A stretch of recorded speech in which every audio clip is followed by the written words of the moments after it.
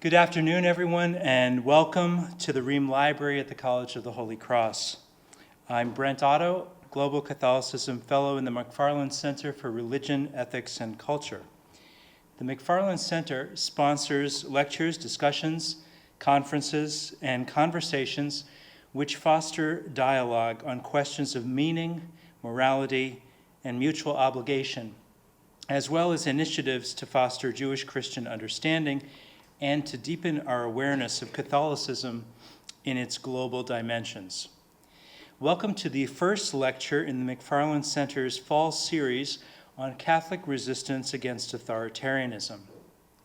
In a world of rising authoritarian regimes, we examine in history and in the present, at home and abroad, Catholic responses to injustice and repression. Tonight's talk turns to two provocative and inspiring Catholic voices of the 20th century, in 20th century America, Philip and Daniel Berrigan.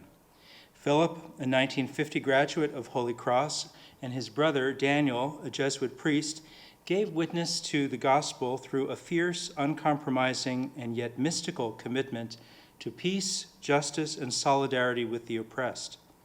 Through nonviolent protest, bold acts of civil disobedience, acts of bold speech as well, poetry and of prose, and a life of prayer rooted in Catholic faith and community that helped shape the Catholic peace movement, that unsettled the comfortable, challenged the state, and inspired generations to imagine what Christian resistance to injustice could look like, and to have the courage to then join in. The title of tonight's talk, That Furious Unexplained Joy, words penned by Daniel Berrigan decades ago, speak to the paradox that the Berrigans embodied. Even in the face of war, opposition, and imprisonment, they spoke of joy that came from faith, from community, and from a radical trust in God's promise of life over death. Their witness presses a question upon us today. How might such joy grounded in Catholic faith speak into our world marked by climate catastrophe, migrant detention, and children starving in war zones? We are fortunate to have with us here Dr. Anna Brown, Chair of Political Science and Director of Social Justice at St. Peter's University in Jersey City. She sets out that question as part of her agenda with us this afternoon. A scholar and an activist, Anna writes and teaches on Catholic social movements, has herself been a voice for justice in the Catholic Church and in society. She will guide us into this legacy of Philip and Daniel Berrigan and help us ask what their resistance and their joy might mean for us today. Please join me in welcoming Anna Brown.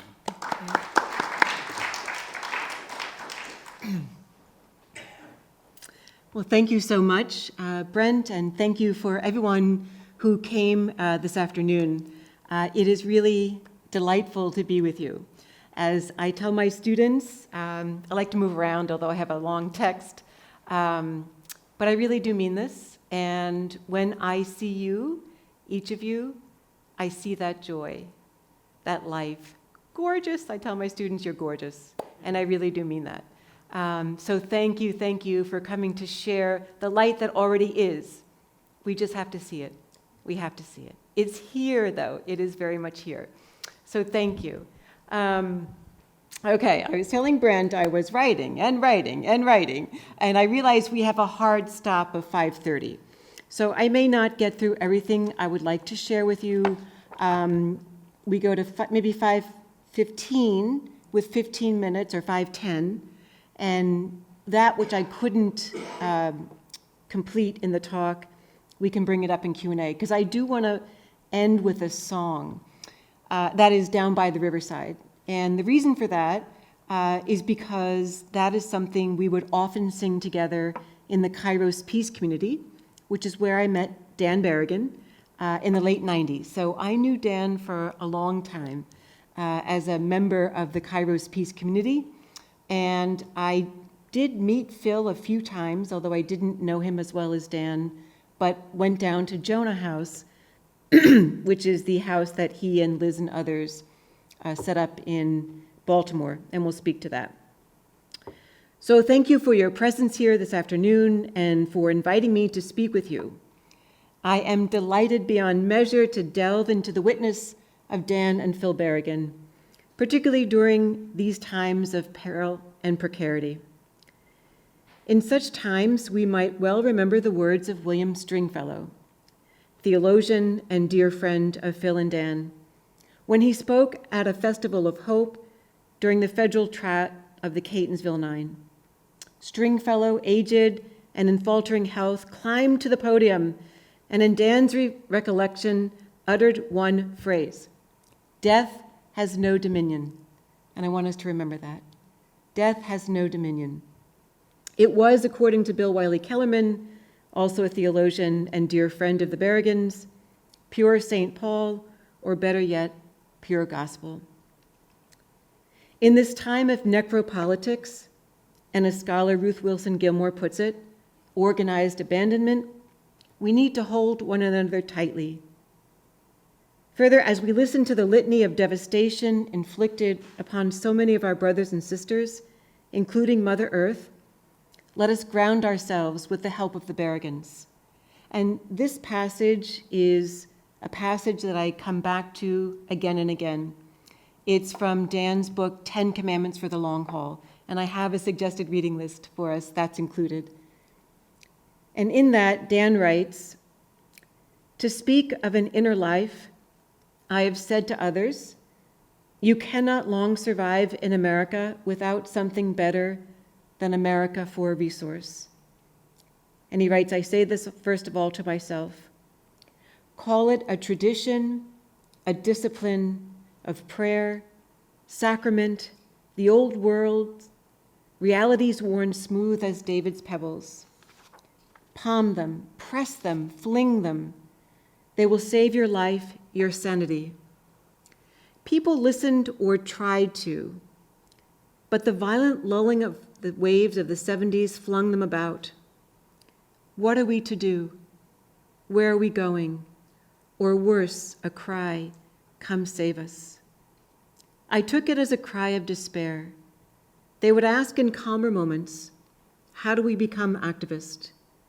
My mood at that point was not far removed from their despair, that in the first place put the wrong query. I would reply with some heat, but that is not the question at all. Here is a better one. Can we uncover the contemplative springs that are the source of our humanity? And that is our first work. That's most essential. And just a couple of themes here. Worn smooth from Dan's 10 Commandments from the Long Haul, the battered Bible, because it's something that Phil read and Dan again and again and again. And Dan would often, in our Kairos meetings, refer to the work of Etty Hillesum, a young Dutch Jewish woman. I don't know if you know her story. She was held in Westerbork, an internment camp, and then she and her family ultimately died in Auschwitz. They found a letter that she threw out of the train to Auschwitz, and the first line read, "We left the camp singing." And in her book, An Interrupted Life, she would say things like, "The jasmine is always blooming. Life inside the camp is the same as it is outside of the camp."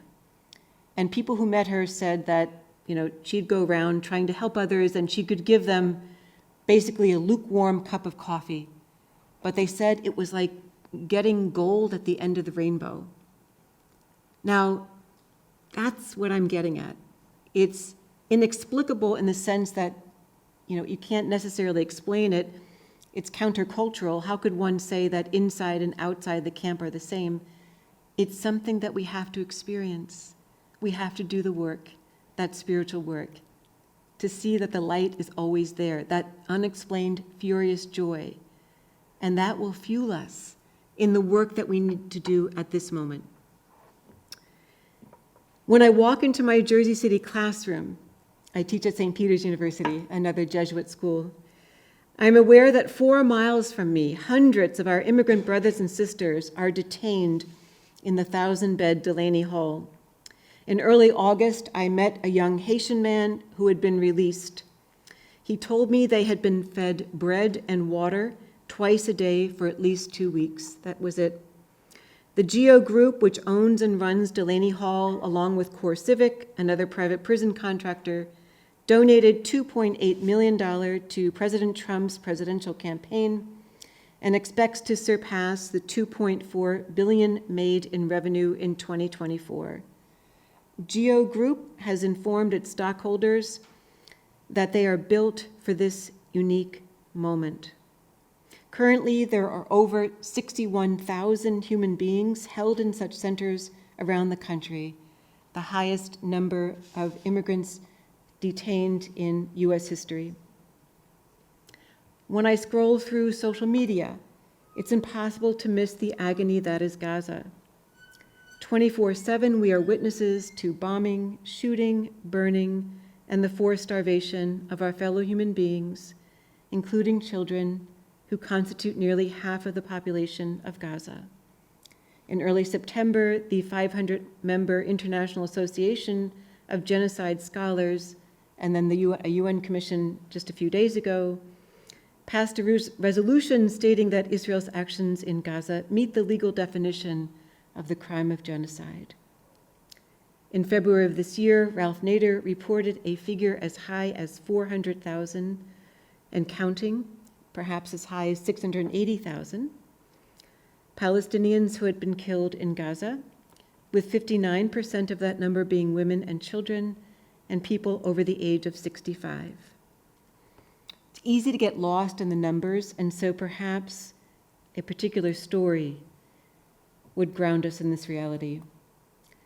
So we can give our attention to Amir, a 10-year-old boy who walked 8 miles to the Gaza Humanitarian Foundation site for small bags of lentils, rice, and flour. Anthony Aguilar, a Green Beret serving at the foundation, described Amir this way. He was very emaciated. He had no shoes on. His pants were tattered, and he was holding the pants up with a kind of rope or string. Filthy, probably hadn't bathed in months, probably hasn't eaten in days. I put my arm on his left shoulder and I look at him. I can feel the bones in his shoulder. I can feel the weakness in his arm. I can feel the vulnerability, and I can feel the desperation. Upon receiving his meager portions of food, Amir kissed the hand, which is a deep sign of respect, of an American contractor, and started to walk away, whereupon he was shot and killed by Israeli forces. In early August, I read that the blue whales, the largest of all whale species and the largest mammals on Earth, have stopped singing for extended periods. Whales whose songs convey a variety of messages, such as an abundance of food, are struggling to adapt in ocean waters that have been fundamentally altered by catastrophic climate disruption. Recent studies have found the primary reason for the decline in whale song, food, or the lack of food, shows us that because of extreme marine heat waves that have killed off krill, which are the small shrimp-like animals that the blue whales feed on. And these heat waves are a looming environmental catastrophe that scientists have been warning about. And then another moment in the time of peril and precarity. When the New York Times columnist Ross Douthat asked Peter Thiel, the founder of PayPal and the current chairman of Palantir Technologies, if he wished for the human race to survive, Thiel hesitated. Noting the length of his hesitation, Douthat asked again if Thiel preferred the human race to survive, to which he finally responded yes. In their article, The Rise of End Times Fascism, public intellectuals Naomi Klein and Astra Taylor described how Thiel and others of his ilk envision our survival. They have been championing what they call the exit, the principle that those with means have the right to walk away from the obligations of citizenship, especially taxes and burdensome regulation, retooling and rebranding the old ambitions and privilege of empire. They dream of splintering governments and carving up the world into hyper-capitalist, democracy-free havens under the sole control of the supremely wealthy, protected by private mercenaries, serviced by AI robots, and financed by cryptocurrencies. They are aware of the precariousness and dangers of this moment, grappling with existential crises such as climate breakdown, the threat of nuclear war, soaring inequality, and unregulated AI. But rather than confront this reality directly and collaborate with the global community to navigate these challenges, they are actively accelerating these disasters. So this evening, my intention is not merely to recount a series of alarming events and devastating news stories. We could readily fill the hour with them.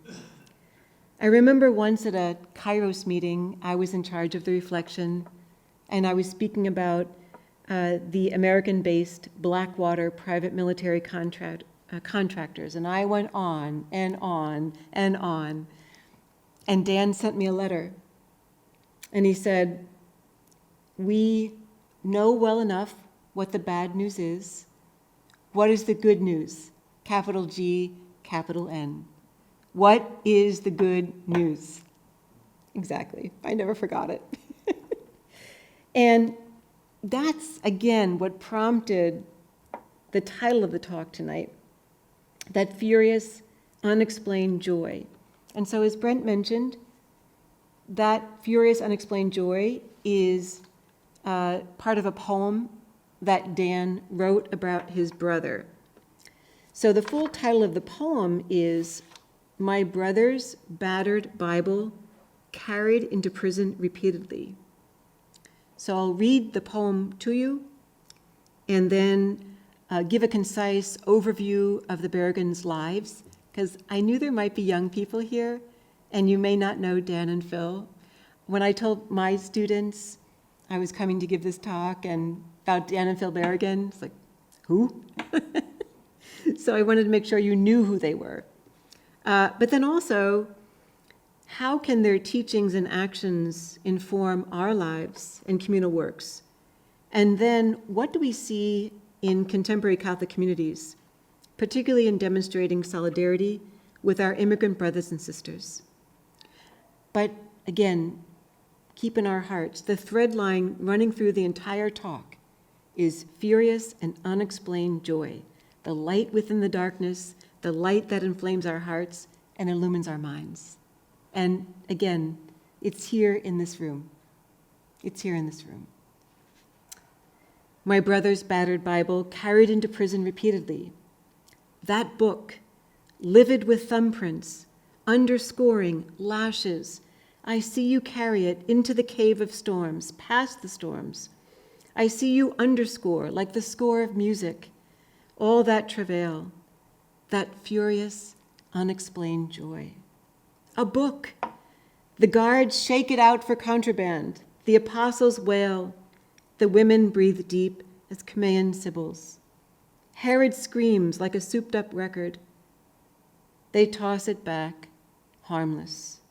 Now, seated on a cell bunk, you play the pages slowly, slowly, a lifeline humming with song of the jeweled fish all but taken.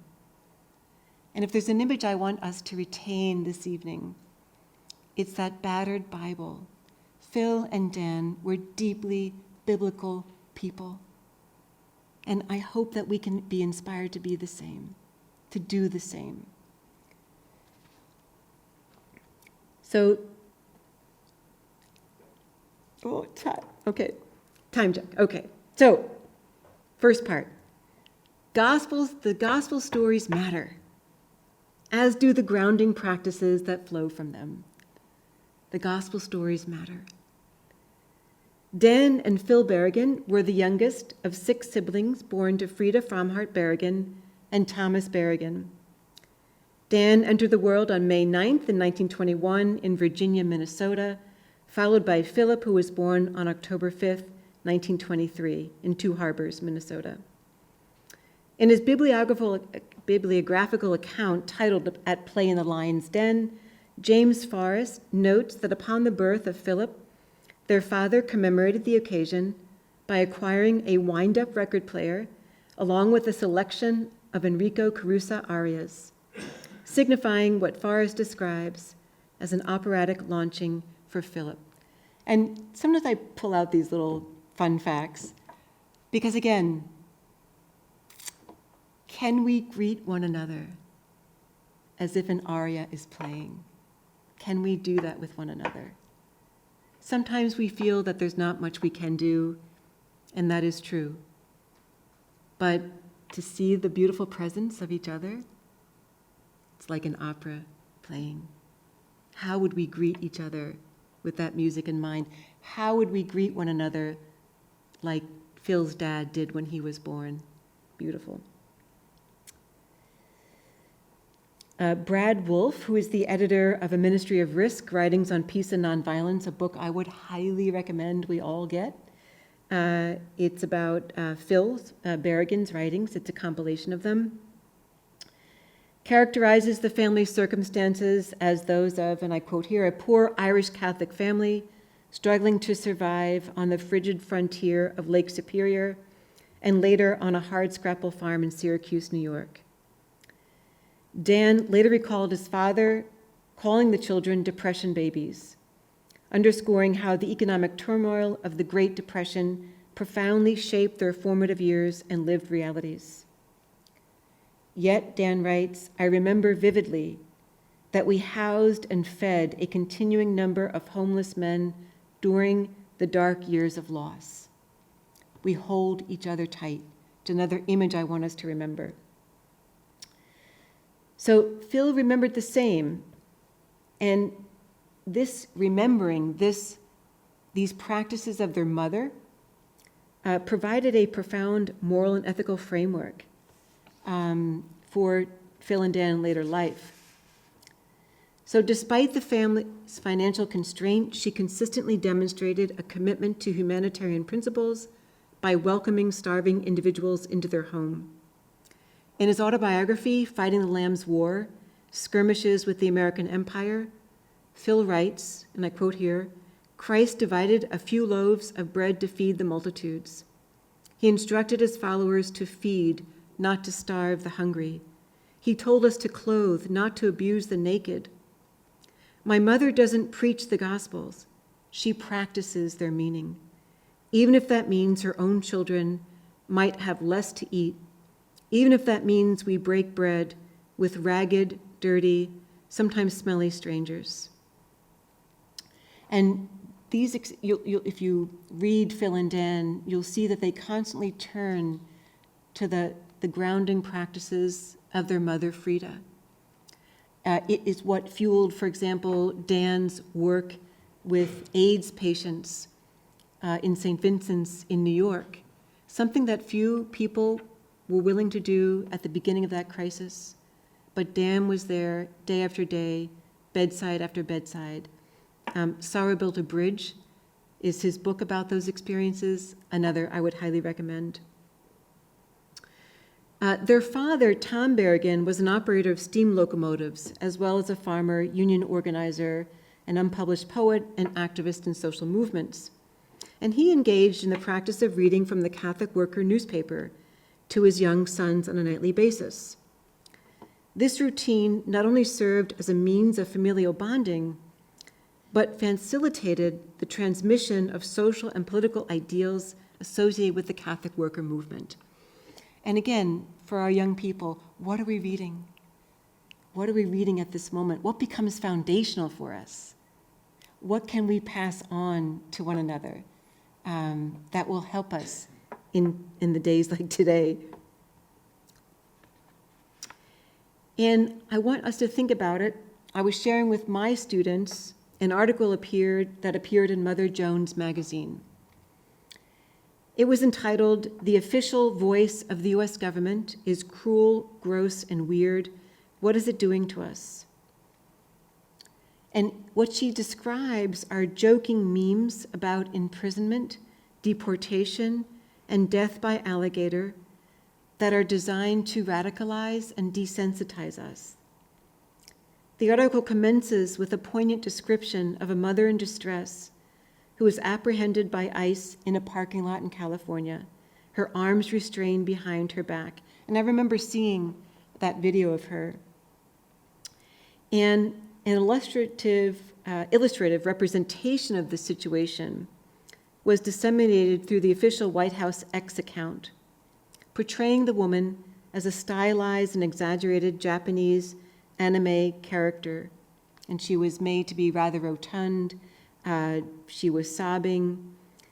And the image of some mocking this poor woman accumulated 76 million views, with numerous commentators asserting that it reflected the political outcomes for which they had cast their vote. In another meme, a van depicted in the 1970s style included the phrase, "Want to deport illegals with your absolute white boys."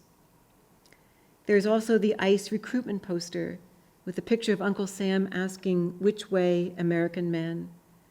A play on the title of the book, "Which Way, Western Man," by the white supremacist William Gailey Simpson. So in her article, Merlin references the work of historian Tim Snyder, who sees the appeal of torturing and harming vulnerable human beings as the curated effort of pseudo-populism. He defined pseudo-populism as putting policies in place that inflict real pain and harm on the U.S. populace, while also encouraging scapegoating and xenophobia against stigmatized groups. So they're not offering Americans health insurance or economic security. What is being offered is delight in the torture of others. And so that is why Frida Berrigan's example of serving, they were poor themselves, come in, we can feed you. And Thomas Berrigan's reading every single night the Catholic Worker newspaper to his sons is so important right now at this moment. And when I read and I shared that Mother Jones article with my students, another instantiation of necropolitics, I'm drawn even more deeply into the lives of the Berrigan brothers and my own Jesuit education. And I want us to remember this. They and we have something of great value to offer. We have something better. And that brings me great joy and inspiration. We have something better. So I think here of Father Pedro Rupe when he spoke to graduates of the University of Valencia, a Jesuit school in 1973, Men and Women for Others. And he says that at our Jesuit schools, our students must be formed to be men and women for others, men and women who will not live for themselves, but for God and his Christ, for the God-man who lived and died for all the world, for men and women who cannot even conceive of the love of God, which does not include love for the least of their neighbors, men and women completely convinced that the love of God, which does not issue injustice for others, is a farce. Furthermore, and in the third work of justice that he delineates in his address, he says that our Jesuit students must cultivate an attitude not simply of refusal, but of counterattack against injustice, a decision to work with others toward the dismantling of unjust social structures so that the weak, the oppressed, and the marginalized of this world may be set free. That's our work. We have something better.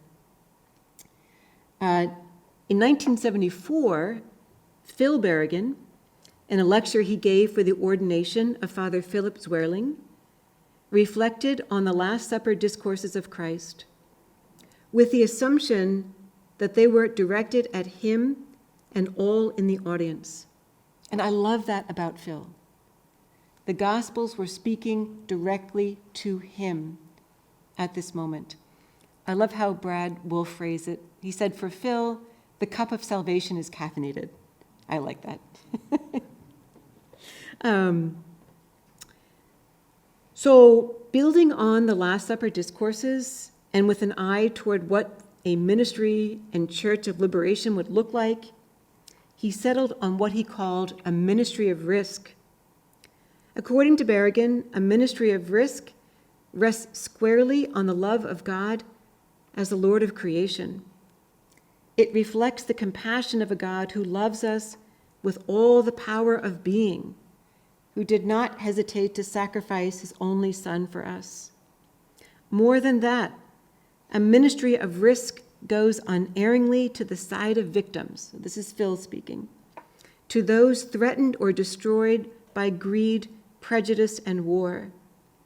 From the side of those victims, it teaches two simple, indispensable lessons: that we all belong in the ditch or in the breach with the victims, that until we go to the ditch or into the breach, victimizing will not cease, neither will war or the crimes of the overlord. It is within that ditch that we find our liberation. It is within that ditch that we experience that furious, unexplained joy. The notion presented stands in stark contrast to the prevalent narratives of dominance, destruction, and consumerism that permeate our daily discourse.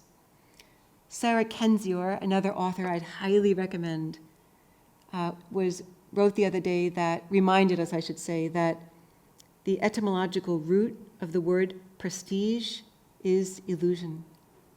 It's an illusion. It may be perceived as difficult to accept or believe, right? This furious, unexplained joy when we leap into the ditch. But Dan, in his book, Love at the End, Parables, Prayers, and Meditations, explains it this way, and I quote, "Sometime in your life, hope that you might see one starved man, the look on his face when the bread finally arrives. Hope that you might have baked it or bought it or even kneaded it yourself. From that look on his face, for your hands meeting across a piece of bread, you might be willing to lose a lot, suffer a lot, or die even a little." But I love the intimacy of that, the looking into the eye, the hands meeting across the bread, not flinging a coin at someone as we rush by, but that encounter, the encounter. Okay, second part. We are to make, not simply theorize peace, and our joy will spark imagination, creativity, and daring. In his play, The Trial of the Catonsville Nine, Dan Berrigan crafts a passage that is as relevant to the 1960s as it is to our time today. The times are inexpressibly evil. Christians pay heed to Caesar and Mars, approved of overkill tactics, by brinksmanship, by nuclear liturgies, by racism, and by support of genocide. They support their society with all their heart, and they abandon the cross. They pay lip service to Christ and military service to the powers of death. And yet, and for young people, that is something Dan would always say to us in Kairos Peace Community. And yet, we know the bad news well enough. What is the good news? Capital G, capital N. And yet, the times are inexhaustibly good, solaced by the courage and hope of many. The truth rules, Christ is not forsaken. In a time of death, some, the resistors, those who work heartily for social change, those who preach and embrace the truth and overcome death. Their lives are bathed in the light of resurrection. The truth has set them free. In the jaws of death, they proclaim their love for their brothers and sisters. We think of such men and women in the world, in our nation, in the churches, and the stone in our breast is dissolved. We take heart once more, again, by the hope and courage and action. That's where we find that joy and that hope. So again, for the young people, Dan receives a rather austere booklet from the Jesuits and enters the society in 1939, was ordained a Jesuit priest in 1952, a commitment he made for life. Phil entered the military, graduated from Officer Candidate School, fought in northern France, the Netherlands, and Germany during World War II. When he graduated from Officer Candidate School, he noted he was, in his words, a skilled killer, trained in the use of all small arms, clever with a bayonet, good with a submachine gun, and the Browning automatic rifle. That is exactly what I was, a highly skilled young killer. He enrolls in the College of the Holy Cross because it was a Jesuit school, and his brother Dan was a Jesuit. He graduates with a degree in English in 1950, and later he entered the Josephite Novitiate, whose primary mission was to work with the African American community. He wants to serve this community because of the racism he witnessed during his basic military training in Georgia, on the ship over to Europe to fight in the war, and in Europe. Both Dan and Phil later engaged in civil rights organizing, with Phil working in a poor Black community in Washington, D.C. in 1955. Phil later joined the Freedom Ride movement and marched in Selma and Montgomery. And both Dan and Phil reverenced Dr. Martin Luther King. For both Dan and Phil, the examples of service to others set by their parents and years of Catholic worker stories ingrained in their memories set the foundation for their life's work. In 1962, Phil experienced the Cuban Missile Crisis as one of profound betrayal. How could a handful of men hold the fate of humanity in their hands? Something we must be asking with those controlling AI today, holding the fate of humanity, so few people in their hands. And this compelled him, this feeling of profound betrayal, to take action, primarily to awaken his fellow citizens who appeared either oblivious or indifferent to the imminent threat of nuclear incineration. In 1965, a protest against the Vietnam War held at Fort Myer in Virginia left Phil with a profound sense of chagrin due to his perceived inability to elicit significant response regarding the tragic loss of thousands of lives in Vietnam. And this experience prompted critical reflection on the factors necessary to awaken the collective conscience of the American populace. And again, I speak here to young people. Don't give up. Don't give up. Again and again, Dan writes about commandments for the long haul. This is the work of a lifetime, right? This is the work of the lifetime. So when Dan wrote the play, The Trial of the Catonsville Nine, he recounts that Phil and others had tried prayer vigils, reconciliation sessions, tentative marches, and reaching out to military generals. But what they were asking themselves is, what is the method? What do we need to do that could facilitate the cessation of war and lead to a resolution of the ongoing conflict? So one thing that Phil and three others did was to pour blood on the draft files of the U.S. service system.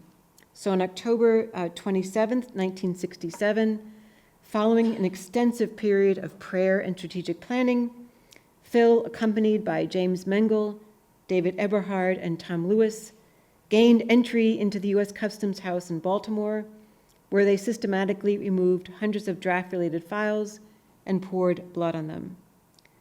It was not a merely symbolic act. It represented a profound political statement against the draft and Vietnam War, highlighting the intersection of personal conviction and public protest. Now, Dan had also consistently voiced his opposition to the Vietnam War. He accompanied his Cornell students to a march on the Pentagon. He went to Vietnam with the historian Howard Zinn to advocate for the release of American prisoners of war, but he had not yet participated in any direct action. But when he was in Hanoi, he was profoundly marked by the experience because the neighborhoods he was in were bombed by the Americans. And he said, "For me, being under American bombs was an education without parallel."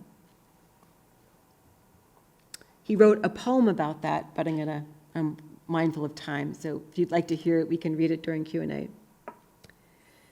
So Phil, his brother, is out on bail from incarceration due to his involvement in the Baltimore Four, and he travels up to Cornell to talk with Dan, and he attempts to persuade Dan to participate in what would become the Catonsville Nine.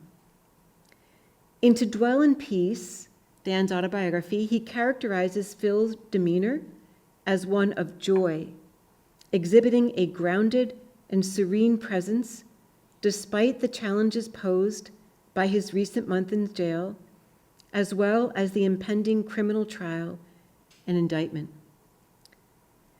His invitation to join the Catonsville Nine presented a formidable challenge and a profound opportunity for Dan.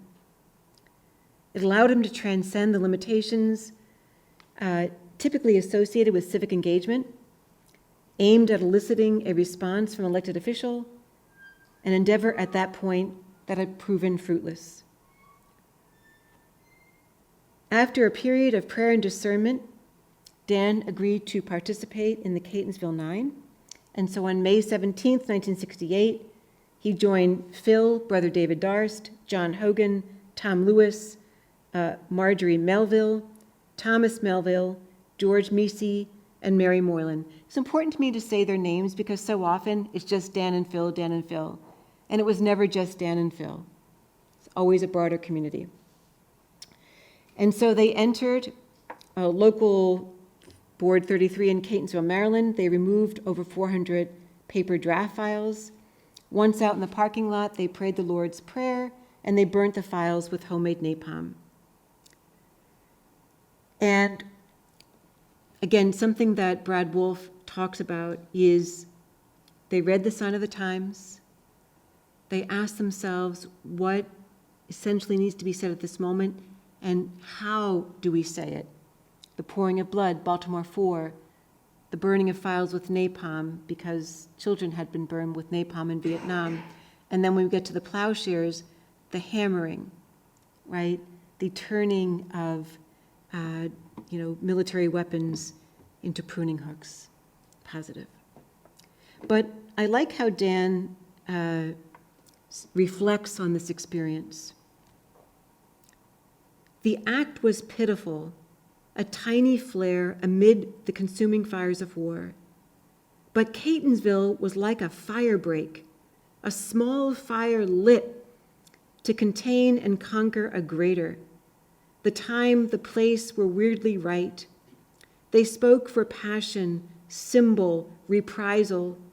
Catonsville seemed to illuminate the dark places of the heart, where courage, risk, and hope were awaiting a signal, a dawn. For the remainder of our lives, the fires would burn and burn, in hearts and minds, in draft boards, in prisons and courts. A new fire, as new as a Pentecost, flared up, eyes deadened and hopeless, the noble powers of our soul given over to the powers of the upper air.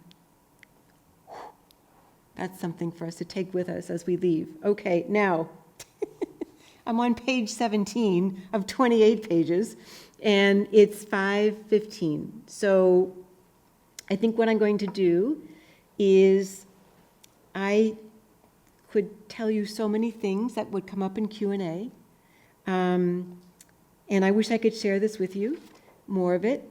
But what I will end with is two things. Something that Phil shares with us, our work today, and then I do want to share that song with you, Down by the Riverside. And then we can talk together. So I want to say to us this evening, let us turn to our battered Bibles. Let us find that place of furious and unexplained joy. And in the words of Phil, build a real movement by building real people. Let us give one another hope and love. That's all people need, hope and love. Let's push back the darkness. That's what they said about Christ, you know. He pushed back the darkness once and for all. Peace and love to you. And especially with our young people, because I wanted to talk about our work at St. Peter's with Pax Christi, New Jersey at Delaney Hall, and the work of ministering to those who are detained in Delaney Hall, immigrants, and their families. But I'd love for each of us, or anyone who would like to contribute, how are we in this moment going to be pushing back the darkness? What does that look like for you? For Phil and Dan, it looked a very specific way, right? They found their way. But there are many rooms in the mansion. What does it look like for you, especially our young people? What does that look like? Because we need you more than ever today. The dark is really dark these days. But I don't want to leave, I want to leave you with the good news. And each of you is that good news, right? Each of you is that good news. So what are we going to do together to push back the darkness? And is there anything, albeit truncated, from the lives of Phil and Dan that inspires you, that speaks to you? And so in our Kairos meetings, and I talk a little bit about Kairos, and I also wanted to talk a bit about Jonah House, because I really do think we need to establish these intentional communities. Kairos, we did not live together, but we met every second and fourth Tuesday of the month. We would meet in the Jesuit community on the Upper West Side. And at the end of those meetings, and I can still see Dan, he'd be tapping his knee, we'd often sing Down by the Riverside together.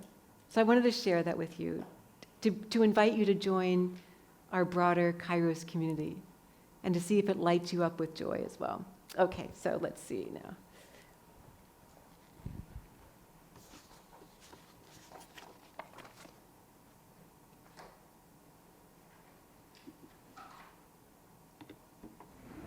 I'm gonna lay down my burden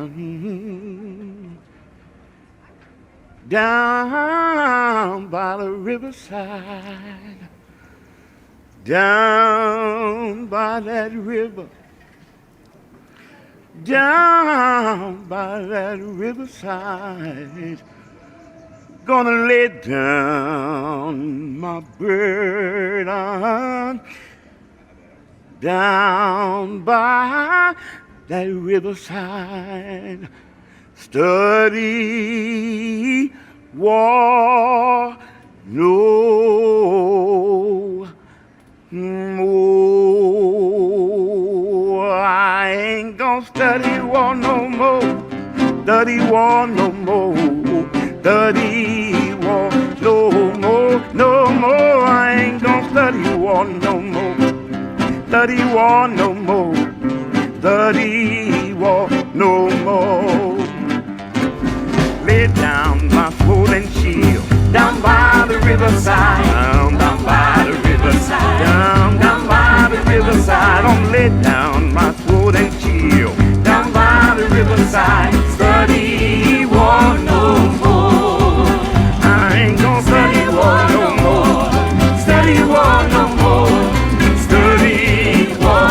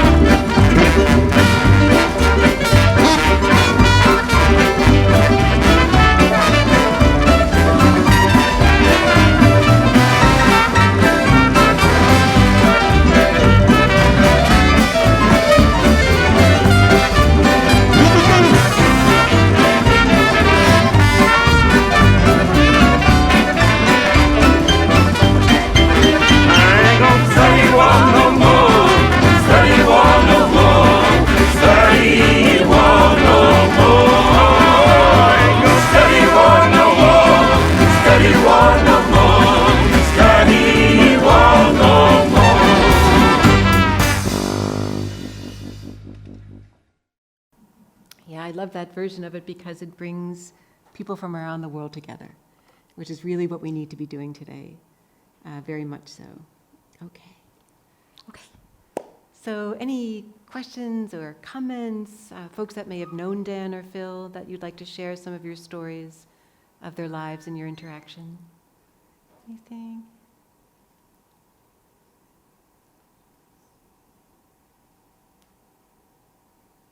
Yes. The word of the source of that joy.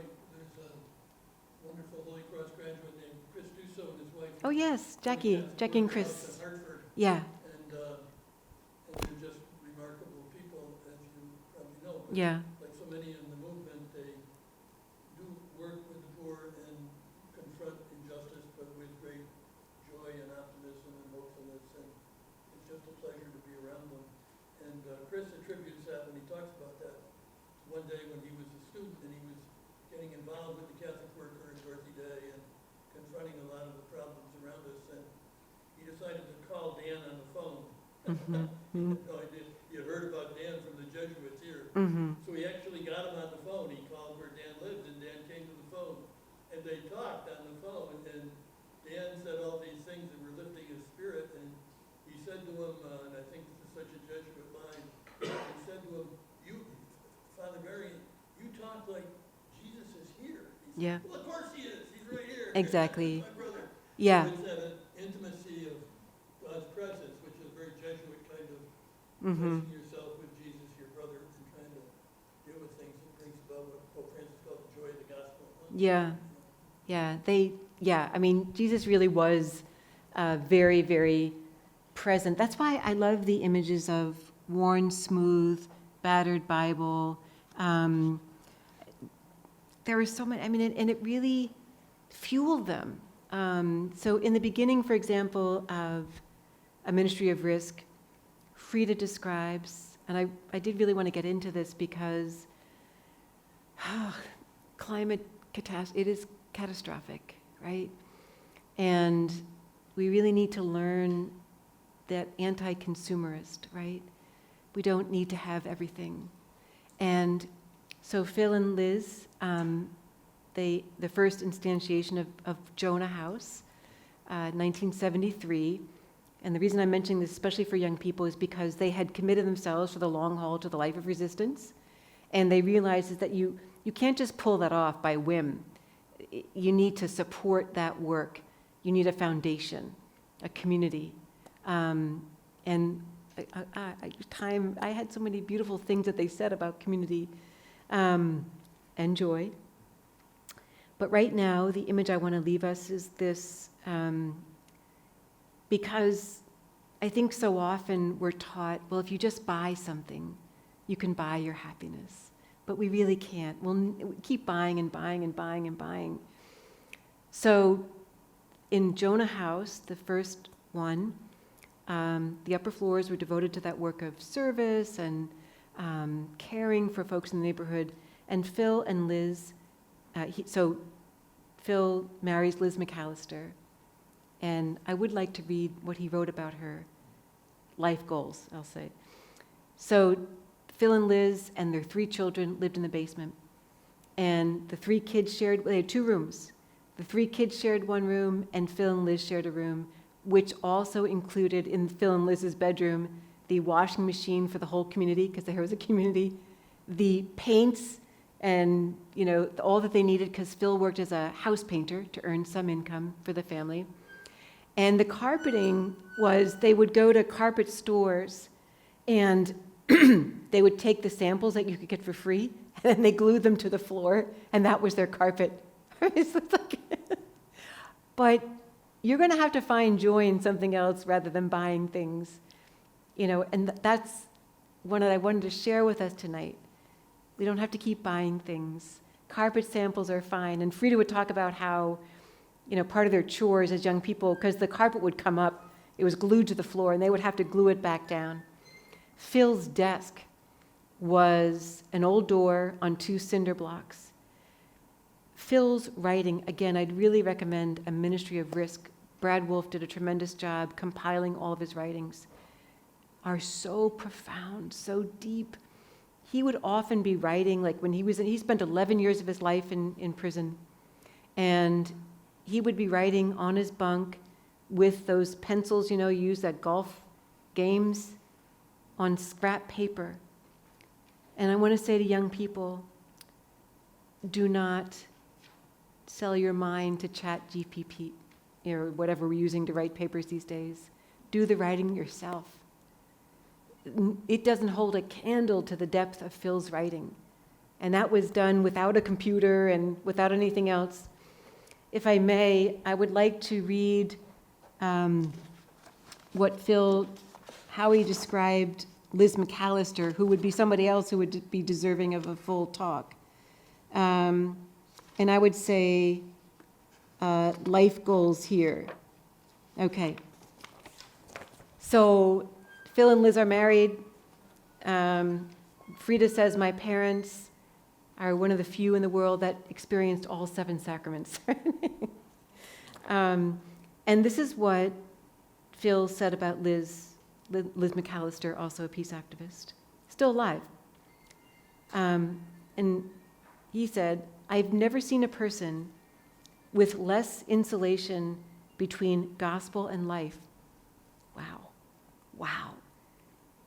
It almost seems that in her case, a belief in the word attacks insulation, overwhelms it, and throws it into retreat. That preserves her clarity. It saves her from psychologizing. It frees her for humor, for movement, for life. So she works and works, but effortlessly, in cheerfulness and balance. She stays alive. She has no time for anything smacking of death, complaining, indulgent, self-pity, negativity, irritability. There's a service to offer, a life to live, resistance to be planned, peace to make. So I revere her, I love her, and remain in no little awe of her. The finger of God is on her, the lamb's mark on her forehead. She is a Christian, one of the holiest and wholest of the handful I know. Life goals, right there, yeah. So I'm really grateful that you brought up something about the Berrigan brothers and Yes. gave students sort of a mystical sense in some sense of who they are. Yes, for young people, that's why I went a little bit with the biography, because they may not know who he is, yeah. So, but I mean, for a generation, if you go back when there was hardly a person in America who didn't know That's right. who they were, what Right. they stood for. Right, And so I've been thinking about, you've given the mystical side, in terms of strategies and things that they went out and did. Now that we're in another time of deep authoritarian crisis, I would say. yes, What carries over from that time? We don't have people who are equivalent to them, so I'm glad you're giving students the message that there's hope. But there's a danger, I think, in what I heard in sort of saying, well, we'll retreat into some opposite of the Benedict option, sort of leftist little communities, and we'll be there. But how do you get those communities to impact the world to make a difference? People may have hated the Berrigan brothers. And they did. Despised them, Yes, of right? course, right. Whichever way. But they knew who they were, they knew what they stood for, there was an influence. How do you get back and be influential? What do you tell students in terms of hope that's really manifest in possibilities, and whether that's through the methods that they came up with? Yeah, so I can say a couple things to that. One thing Dan would always say to us is right action for right reason. That we will not be able to necessarily control the end, right? So, and that quote that I read about Catonsville, that small flame, but that really lit a great fire. They didn't know that going in what would happen. They just did not know. And furthermore, it wasn't just symbolic. They wiped out, because the files were paper at that time. They literally, and they referred to the files as hunting licenses, saved the lives of men who may have been killed in that war. In fact, Dan, in later life, was treated by someone whose file was destroyed by the Berrigans. He was a doctor, and said to Dan, "You saved my life." So see, we don't know what the end is going to be. And I know what you, so another thing I wanted to, and which comes out more in the later pages of the talk, is it's like if you read Dan and Phil, you know exactly why we are where we are today. They saw that so clearly. And it's like the work of Octavia Butler. People say of Octavia, especially her story in what is it, I can't think of the name, it went out of my head. They say, my goodness, do you have these like prophetic powers? You know exactly, the parable of the sowers, I think it is, where someone actually says, make America great again in that novel. And she said, no, I was paying attention to what was going on in our society today, right? So they knew what was going on. And I think if we ever paid attention to that. But one of the things that they did that Brad Wolf and John Deere bring out in a podcast that I'd recommend is they distilled what was going on at that moment and what needed to be said. And they were creative, right? It was the blood pouring. It was the napalm. It was the hammering on nose cones. And I bring that up because Dan would always say to us, do not fall back into nostalgia. Don't do that. Don't romanticize us. Don't go backwards. What speaks to you in this moment? So, for example, many of us who had been in community with Dan, we walked to Guantanamo when men were held indefinitely in Guantanamo, because President Bush said, we're not torturing anyone, we're not, and he said, if you don't believe us, come and see. So we decided that we would. And we met at Jonah House, and Catholic worker was a lot of the members were Catholic workers. And for us, what I said to myself, why am I doing this? Why am I walking to Guantanamo? Why am I risking, years in prison? It's because I didn't want to live in a world in which I could not practice the corporal works of mercy. And that was enough for me. I was like, okay, that matters to me. I want to be in a world in which I can practice the corporal works of mercy, and so I'm going to go visit those in prison. And so we walked to Guantanamo. So that's what I was saying, at the end. Each of us has to figure out what it is for us that we need to do at this moment. Now, one reason why I showed that version of Down by the Riverside is because it is that big tent moment, which we need more than ever. You're right. Things are different. Oftentimes I am terrified by what's going on. That if you are seeing a genocide 24/7, and I've never seen as many protests in the world as I've seen about what's going on in Gaza, and we don't even really hear that much about South Sudan and the Congo, which we should also pay attention to, but we can't seem to stop it. That is terrifying. That is terrifying. Understanding that we are and will be surveilled all the time. What are we going to do about that? Understanding that many, many, many will be thrown out of work. What are we going to do about that? And so, what are we doing about the fact that we live in a collapsing empire? So, a lot of our work actually is going to be, I think, close, smaller communities sustaining and supporting one another. That, because in the time of collapse, what else are we going to do at this time? So I think, it's, and again, I want to say, do I have an answer for this off the top of my head?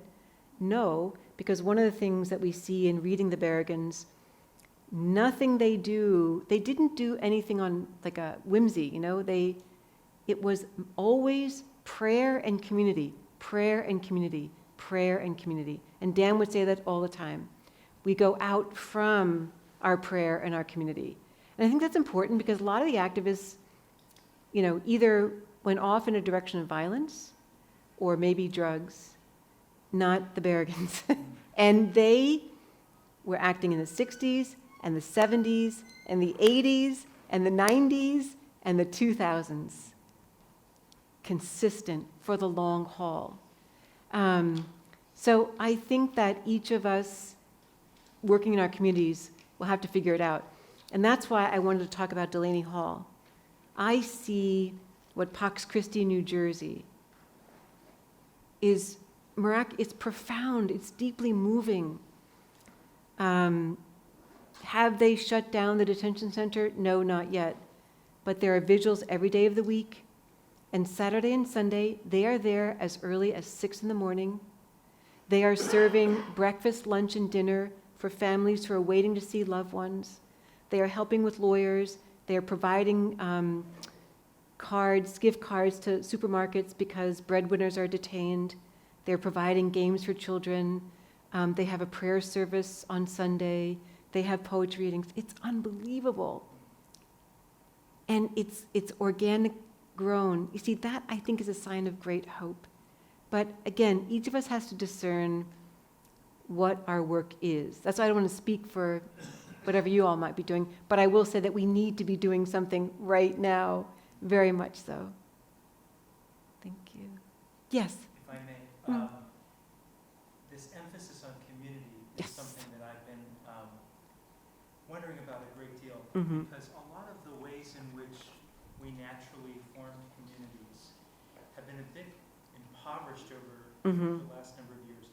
On the one hand, opportunities have opened up through social media, Yeah. but I don't think it is satisfactory. No, it's not. And as one who teaches the younger generation yourself, I wonder if you have any insights into what kind of tips you might give to our students here in the project of building these kind of communities which help give people the courage to actually act on their convictions. Yes. Yeah, we need community life more than ever. So I would say we want to put our phones down and start talking to each other. That's one thing. In my classes now, because I come in and it's silent, because everybody's in the posture on the phone. Heartbreaking. So I give at least 5 or 10 minutes of discussion. They can talk to each other, my students. But again, that was toward the later part of the talk. Thank you for bringing it up now. Community. So when Jonah House was established in 1973, it was helped along by Viva House, right? The Catholic worker in Baltimore, by Willa Bickham and Brendan Walsh. So you have these smaller communities working together. The second thing, like I said to you during the talk, what are you reading? What's foundational for you? Get that Catholic Worker newspaper. Share it. So you have to discern what it is that will be foundational for your community. And here's how Phil and Liz looked at it in their book, The Times, Discipline, the Beatitudes, and Nuclear Resistance. Another book on that list, highly recommend. They would say, be attitude, be movement. So they said, here are the founding principles of the Jonah House community. 1, nonviolence. Resistance and community are interchangeable. Their effects are identical. Number 2, contemplation in whatever form, spirit, meditation, reflection, analysis, gives sustenance to spirit and resistance. 3, holding property in common is essential to justice. And number 4, the scriptures hold a vision of a society faithful to God, whose members are loving toward each other, reverent toward all of life. So something that you might want to think about is, what would be foundational? Start meeting with people, start gathering. And I mean, really do that right now. We will need this in the days ahead as things start to collapse more and more. I mentioned 2 words at the beginning of the talk, a necropolitics and organized abandonment. Ruth Wilson Gilmore, I would read that. So what that means is, for example, we see that the CDC is basically scaling back in a major way on food safety. So how will we know what we're eating if that's safe? An abandonment of essentials that we need, housing, healthcare, education, gone. Our government has, just pulled out. If you read Immanuel Wallerstein, World Systems Theory, we're at the end of the accumulation cycle, and so the elites are not investing in society, they're basically taking the money and running with it. That leaves us, oh gosh, we need community. So just like Jonah House, sit down with each other, with the scriptures, and discern what is foundational for you. What will guide you at this moment? And I wanted to also say, Brent, thank you. Something else that they said about community that's so important. See, this was the second half of the talk. All right, so Phil and Liz talk about community this way. The daily newspapers and newscasts give us a ceaseless litany of human agony. Yet mere information does not lead to a deeper solidarity or a greater compassion if we hear the daily dosage of bad news as small, powerless, isolated people. I would say amen to that.